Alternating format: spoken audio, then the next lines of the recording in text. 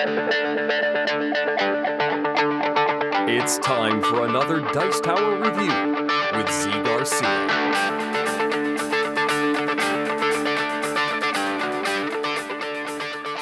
Hey everybody, today I am taking a look at a small card game newly published by Blue Orange Games called The Boss. In The Boss, you are trying to take over some organized crime by influencing the right bosses in the right cities and walking away with the most victory points.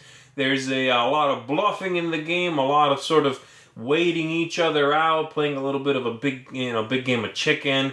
Let me show you how the game works, and then I'll tell you what I think of The Boss.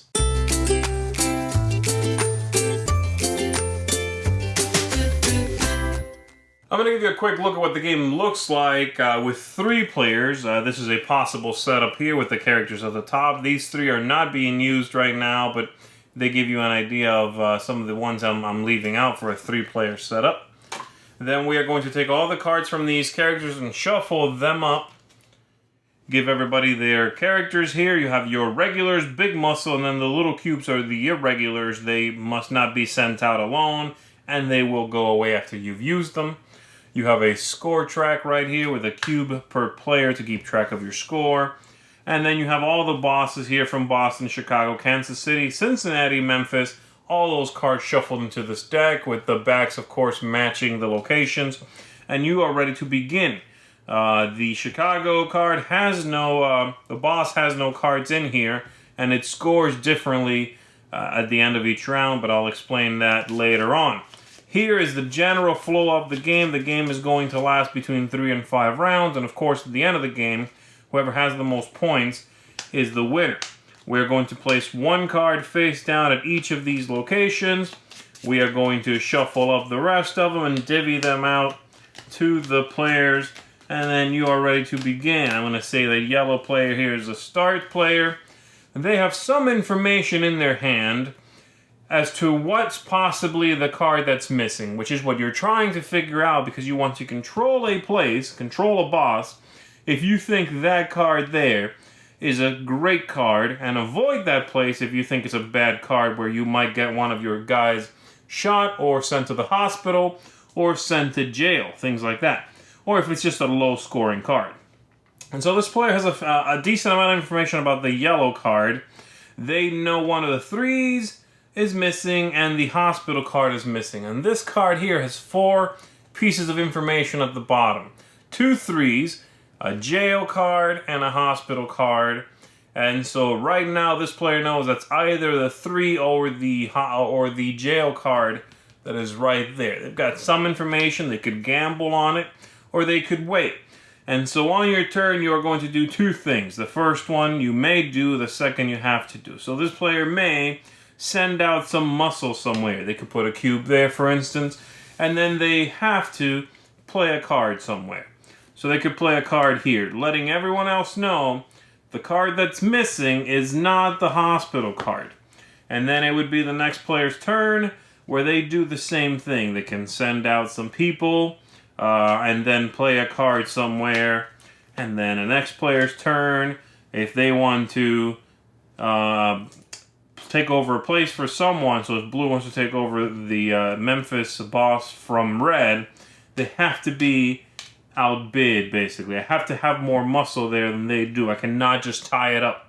So I would do that, and then I would play, let's say, this card here, because I want to keep the what I know about Memphis secret, maybe, and so on. So the game's going to continue, everybody doing this, until all the cards are out there. And so let's just say we've advanced the game up a little bit. We're just going to randomly throw some points on here so I can explain how the game scores.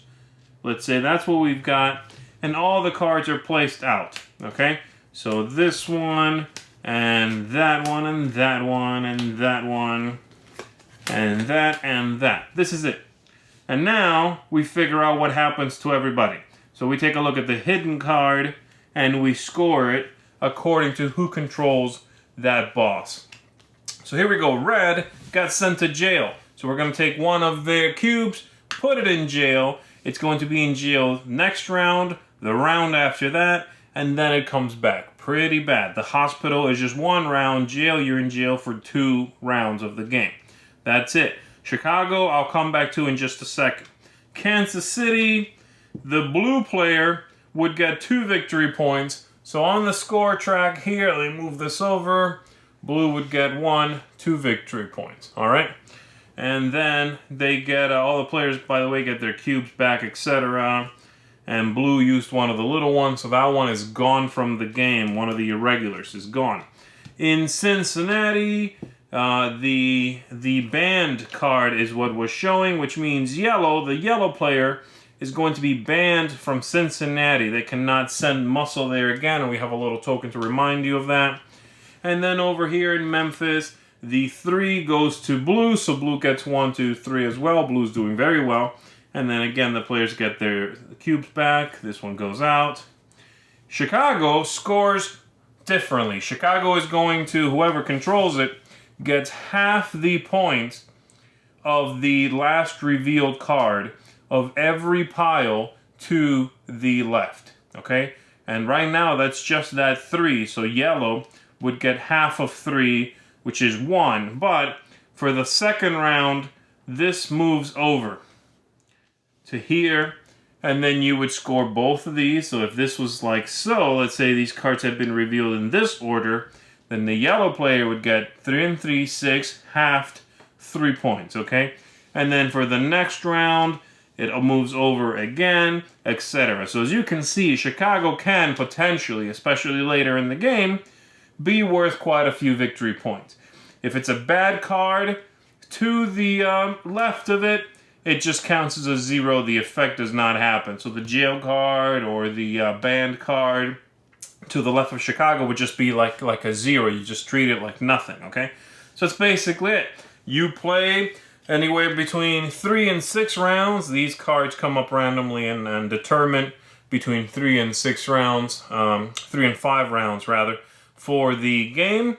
And then at the end of the game, whoever has the most victory points on the track there is the winner and becomes the boss. At the beginning of the review, I said that this game was newly published by Blue Orange Games, and the reason I said that, and I know that, is because I've owned the game for several years now from the original publisher, Black Rock. And it's been a game that I've enjoyed for many years. The game is very similar to a Reiner Knizia game called, what's known by many names actually, but it's called Loco, or Quandary, or there's a plethora of other names for it. And it's got a very similar feel, but this one injects that same system with a nice amount of theme and a little bit more going on, and I think it makes this the superior game. I like the idea of having to rely on other people and their behavior and the knowledge they're willing to share to know where you should go and know what you should do. Sometimes you push your luck, sometimes you do some bluffing, and the game, while small, very simple, and pretty quick, unless it draws out to the full 5 rounds, then I would say it's a little too long, but it does work well and gives you a nice amount of engagement, a nice amount of stuff to think about and do and sort of wonder while you're playing. The act of playing is pretty simple, but the theme and the trying to get into each other's heads goes a long way in this one. So, thumbs up from me. I think The Boss is a neat little game. If you're a fan of small card games, especially ones with clever twists in there, then I think you are going to enjoy The Boss. And if you've never heard of it, then it's a great time to discover this one. So check it out. That is The Boss. Thanks so much for watching the Dice Tower videos. Find more great videos and reviews, as well as our top-rated audio podcast at Dicetower.com. You can also find other great shows at Dicetowernetwork.com. I'm Eric Summerer, and you've been watching The Dice Tower. The Dice Tower is sponsored by Cool Stuff Inc., where you can find great games for great prices. Cool stuff in stock. Check them out at CoolStuffInc.com.